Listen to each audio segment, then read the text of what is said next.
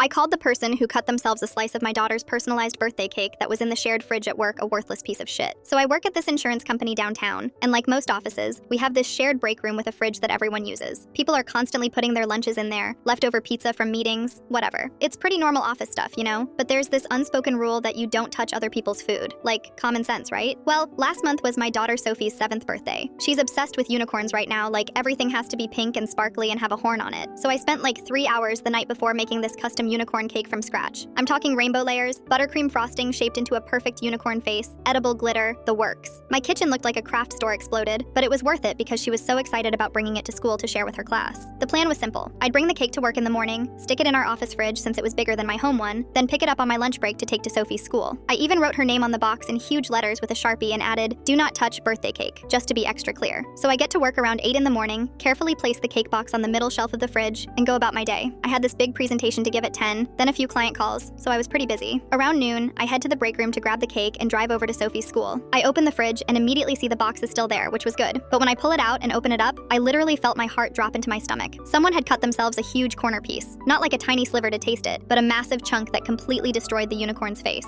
The horn was gone, half the mane was missing, and there was frosting smeared all over the inside of the box. I just stood there staring at it for like 30 seconds, trying to process what I was looking at. This wasn't an accident. Someone had deliberately opened a clearly labeled box, seen it was obviously a kid's birthday cake, and thought it was okay to help themselves to a piece. The audacity was unreal. I could feel my face getting hot, and my hands started shaking a little. I mean, this wasn't just any cake. This was hours of work, money I spent on special ingredients, and most importantly, it was supposed to make my daughter's day special. Now I had to show up to her classroom with this mangled mess and explain why her perfect unicorn cake looked like it got attacked by a lawnmower. I walked around the office asking people if they knew who did it. Most people looked genuinely shocked and sympathetic, which made me feel a little better. But then I got to Jake from accounting. The second I mentioned the cake, his face went bright red and he started stammering about how he thought it was leftover from some office party. He claimed he only had a small bite, but I could see frosting still stuck in his teeth. That's when I completely lost it. In front of like 6 coworkers in the main office area, I told him he was a worthless piece of shit for eating my 7-year-old daughter's birthday cake. I said anyone with half a brain could see it was obviously not office food, and that he was either incredibly stupid or just a selfish asshole who didn't care about ruining a little girl's birthday. The whole office went dead silent. Jake just stood there looking like he wanted to disappear into the floor. I grabbed the destroyed cake and stormed out to my car, still fuming. I ended up stopping at the grocery store and buying one of those basic sheet cakes with generic happy birthday writing, but it wasn't the same. Sophie was disappointed even though she tried to hide it, and I felt like the worst mom ever. When I got back to work after lunch, my supervisor called me into her office. Apparently, Jake had complained to HR about me calling him names and creating a hostile work environment. She said she understood I was upset, but that my reaction was unprofessional, and I needed to apologize to him. I told her I'd apologize when he paid me back for the ingredients and the 3 hours I spent making that cake. She said that wasn't how workplace conflicts get resolved, and that if I didn't apologize by the end of the week, it would go in my personnel file as a verbal warning.